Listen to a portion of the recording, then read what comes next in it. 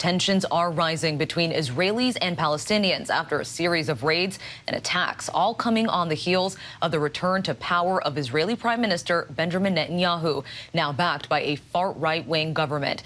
That's driven tens of thousands of Israeli protesters to push back against proposed reforms to the judiciary that some fear could change the very nature of Israel's democracy. ABC's James Longman was recently on the ground in Israel and the West Bank, speaking to families on both sides of the Israeli-Palestinian divide, exploring what's driving the latest cycle of violence and protests.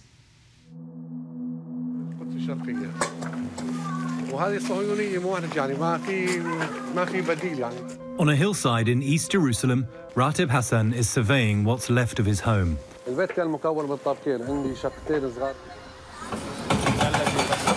days earlier, Israeli bulldozers had demolished it.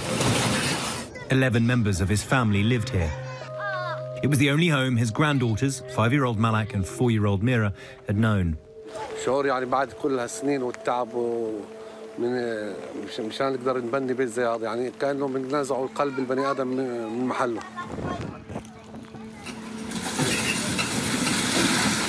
Ratib filmed the demolition. You can see Israeli security on site.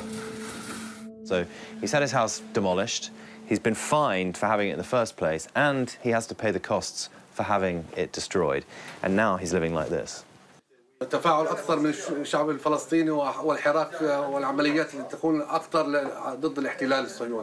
government says this home was built without the right permit. The issue for Ratib is that Israel has occupied East Jerusalem since 1967 and decides what gets built there. He says they refuse to issue permits for most Palestinians. According to the United Nations, this January alone, Israeli authorities demolished more than 130 Palestinian structures in the West Bank.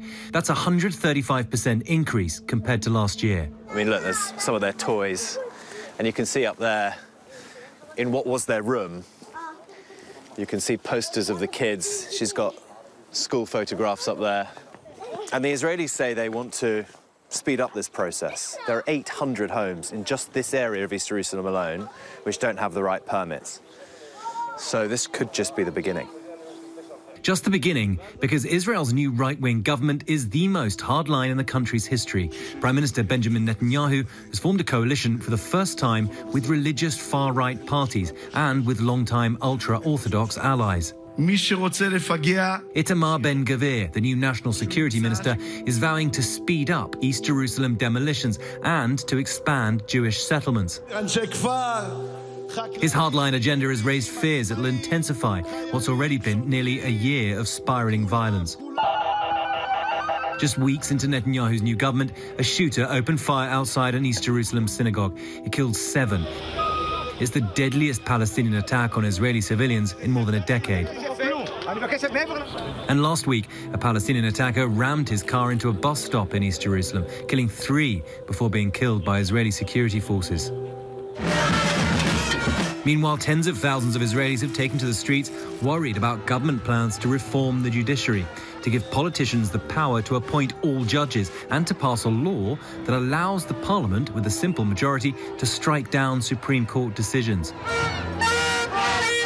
Many Israelis worry that everything from the protection of civil rights, minority rights, the freedom of the press and secular education will be at risk, and that the changes to the judiciary are meant to benefit Netanyahu, who's facing a corruption trial. We are at a very special moment because Israel has never had such an extremist government ever. Netanyahu's government put such an extremist judicial reforms that it may be the case that after this government is out of office, should it be out of office, Israel would no longer be a liberal democracy.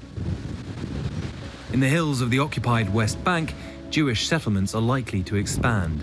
All over this area, you can see settlements like this everywhere. There's another one there. That's actually an illegal Jewish settlement, even illegal under Israeli law, not just international law.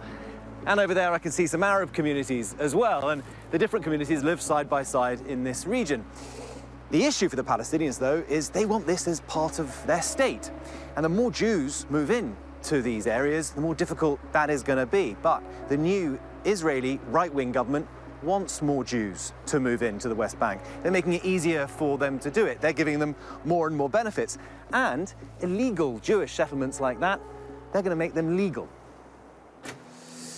Hello. Hello. Hi. Hello. James. Welcome. Elisha Bloom is preparing soup for her 7 children in their home in Eli, a large Jewish settlement. Her parents moved here from Los Angeles when she was 5. It definitely feels good to have people that, you feel that reflect your views in a place of power. She voted for the new far-right religious Zionism joint list, which is now Netanyahu's coalition partner in the government, and believes the land she lives on is rightfully Jewish. I don't have to believe the same thing that you do. As long as we respect and we have dialogue, and that's amazing. That's the perfect society.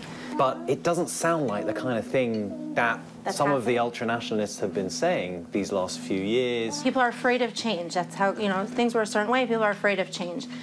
I feel like let's give them a chance and wait and see. Do you think having more people move here brings peace closer? Yeah, for sure, 100%. With the Palestinians? Yeah. Elisha says she is helping to create what she calls a utopia. Your perspective is that your way of life is an example to Palestinians. I think that's the best option to continue to live together. Both sides have to humanize each other more. I guess there'll be people watching who'll say, for you to live in your utopia has meant that other people kind of have to live in hell. Not really. No. You don't believe that? No, not that I don't believe that. That's not factual either. And there are cranes up here. Yes. So you're building more? We're building more, yes. Eli's mayor shows me the plans for an expansion of this settlement. So you've got permission for another 1,000? Another 1,000, yes. So it's yes, double the size of Eli. Yes, yes. Elisha and Mayor Eli Melech don't believe there's a link between acts of violence by Palestinians and the new government, or that they're living on land Palestinians have been promised as their future state. Over 500,000 Jews now live in the West Bank and East Jerusalem. And what about the Palestinian leadership? Mahmoud Abbas has been president for 18 years, but he's now deeply unpopular on the street. Oh, wow. And how do you feel about your leaders?